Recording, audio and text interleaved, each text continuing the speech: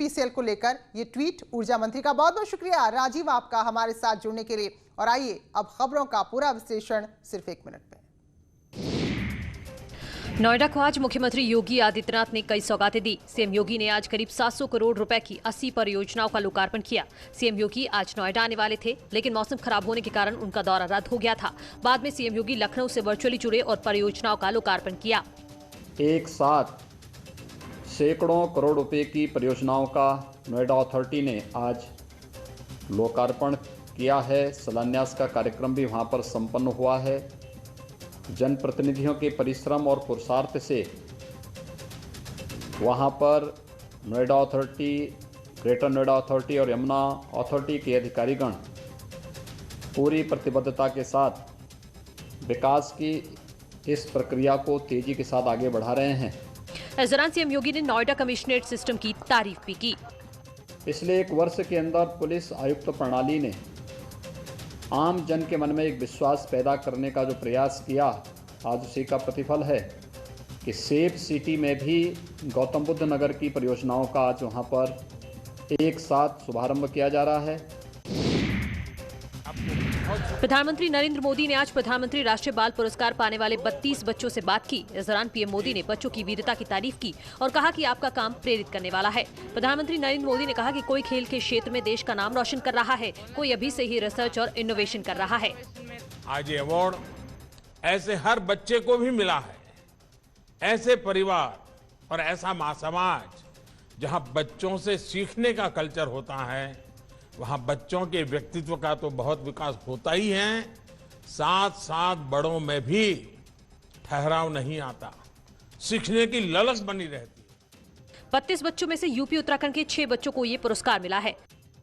व्योम आहूजा उत्तर प्रदेश कला और संस्कृति के लिए, कुंवर दिव्यांश सिंह उत्तर प्रदेश शौर्य के लिए, चिराग भंसाली उत्तर प्रदेश नवाचार के लिए, मोहम्मद शादाब उत्तर प्रदेश स्कॉलेस्टिक के लिए और मोहम्मद रफे उत्तर प्रदेश खेल के लिए। अनुराग रमोला जो उत्तराखंड के रहने वाले हैं, उनको कला और संस्कृति के लिए अवार्ड मिला है। 71वें गणतंत्र दिवस पर यूपी पुलिस के 8 पुलिसकर्मियों को वीरता पदक से नवाजा जाएगा, जिसमें यूपी के एडीजी कानून व्यवस्था प्रशांत कुमार को राष्ट्रपति का गैलेंट्री मेडल से सम्मानित किया जाएगा।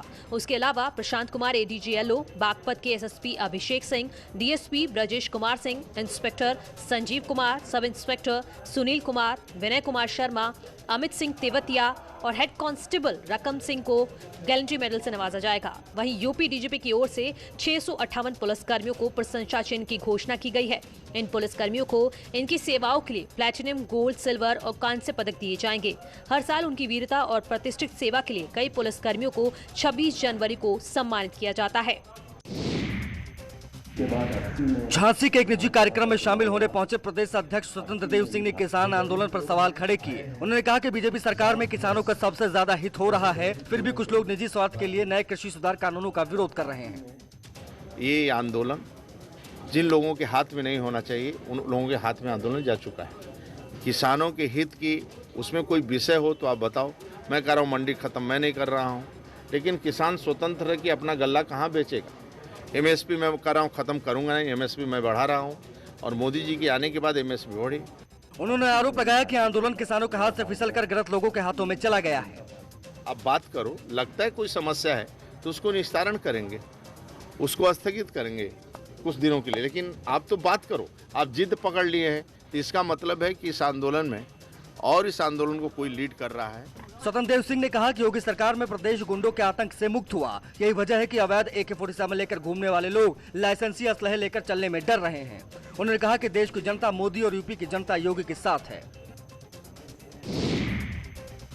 26 जनवरी को समाजवादी पार्टी पूरे प्रदेश में ट्रैक्टर रैली निकालने जा रही है। सपा के राष्ट्रीय अध्यक्ष और पूर्व सीएम अखिलेश यादव ने खुद से ये ऐलान किया है। अखिलेश यादव ने 26 जनवरी को लेकर अपने कार्यकर्ताओं को निर्देश दिए हैं। ट्रैक्टर से ध्वजारोहण कार्यक्रम में रैली करने के लिए तहसील स्तर पर निर्देशित किया गया है। समाजवादी पार्टी किसान के आंदोलन के समर्थन में है और उसी के मद्देनजर गणतंत्र दिवस यानी 26 जनवरी को यूपी के सभी जिलों में तहसील स्तर पर राष्ट्रीय ध्वज लगाकर कार्यक्रम करने का निर्देश दिया गया है। अखिलेश ने कहा है कि किसान अपनी न्याय संगत मांगों को लेकर लगातार शांतिपूर्ण प्रदर्शन कर रहे हैं। उनका अहिंसात्मक आंदोलन ऐतिहासिक बन गया है। गणतंत्र दिवस राष्ट्रीय पर्व है, अन्नदाता सम्मान का पात्र है, उसको अपमानित नहीं किया जाना चाहिए। किसानों की मांगों की उपेक्षा नहीं होनी चाहिए। उनकी मांगों को मानने से राष्ट्र का गौरव बढ़ेगा।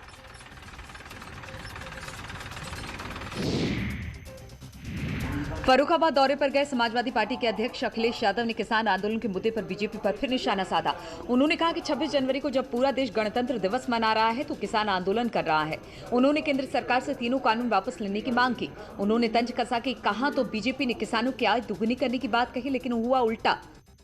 ये इतना अच्छा अवसर है कि भारतीय जनता पार्टी को किसानों की बात मान लेनी चाहिए और तीनों काले कानूनों को खत्म कर करके जो किसान चाहते हैं एमएसपी मिलने वाला कानून देश में कैसे आए उसको आने वाले सत्र में पेश कर दें।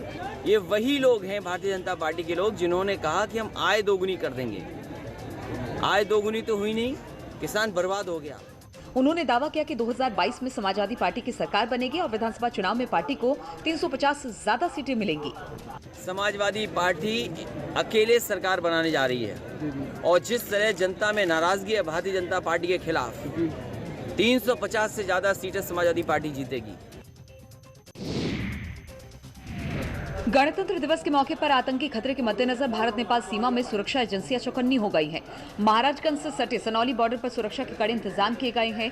एसएसबी के जवान सीमा पर जगह जगह जांच में जुटे हैं। सनौली बॉर्डर पर डॉग स्क्वाड और सीसीटीवी से नेपाल आने जाने वालों पर कड़ी नजर रखी जा रही है। कोई भी संदिग्ध दिखने पर उनकी गहन तलाशी की जा रही है। दोनों देशों की खुली सीमा होने के चलते एसएसबी और पुलिस के जवान बॉर्डर पर पेट्रोलिंग कर रहे हैं। महिलाओं की तलाशी के लिए महिला जवानों की ड्यूटी लगाई गई है।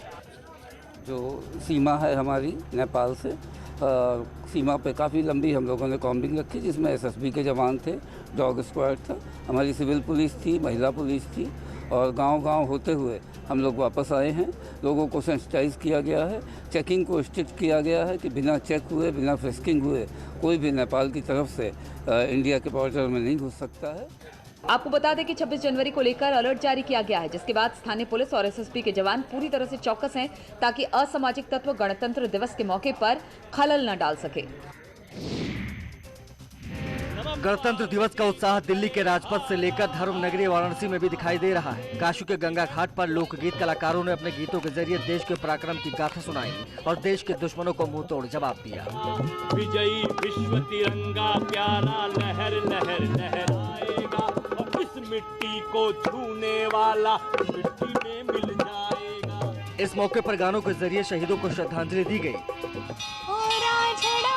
तेरे सांसों पे थोड़ा सा वतन का भी हक था, ना देख मुझे क्यों मुड़ मुड़ के तेरा मेरा साथ रह सकता। तेरी मिट्टी में मिल जावा, गुल बढ़ के मैं खिल जावा, इतनी सी है दिल की आरज़ू। तेरी नदियों में बह जावा, तेरे खेतों में लहरावा, इतनी सी है दिल की आरज़ू। देवरिया जिले में एक शहीद की शहादत का अपमान हो रहा है। 17 साल से उसकी मूर्ति बनी हुई है, लेकिन जिला प्रशासन के पास इतनी फुर्सत नहीं है कि वो इस मूर्ति का अनावरण कर सके।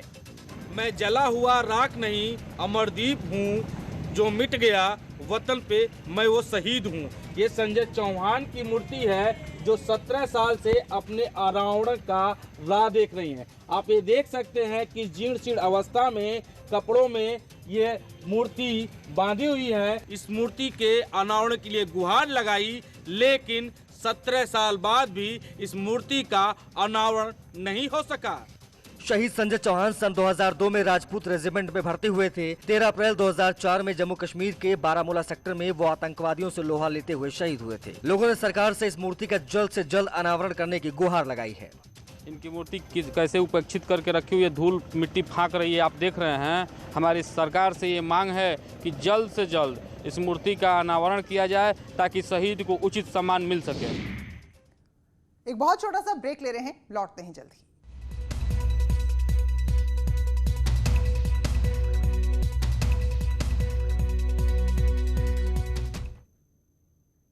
और आइए देखते कुछ और खबरों का विश्लेषण 1 मिनट में। तांडव वेब सीरीज को लेकर जारी विवाद थमने का नाम नहीं ले रहा है। महाराष्ट्र करणी सेना ने इसको लेकर विवादित और भड़काऊ ऐलान किया। करणी सेना ने हिंदू भगवान का अपमान करने वाले की जीप काट कर लाने वाले को 1 करोड़ रुपए देने का ऐलान किया है। कहा है कि तांडव के निर्माता निर्देशक ने माफी जरूर मांगी है, लेकिन हम उन्हें माफ नहीं करेंगे।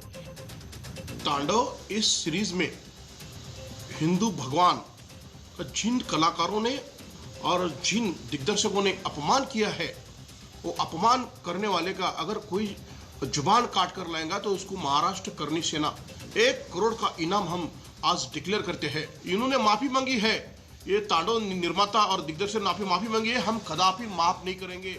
कहा कि पैगंबर मोहम्मद का अपमान करने वाले कमलेश तिवारी को माफ नहीं किया गया और घर में घुसकर उनकी हत्या कर दी गई, तो हम ही क्यों उन्हें माफ करें। बता दें कि तांडव वेब सीरीज में हिंदू देवी देवताओं के अपमान को लेकर हिंदू संगठन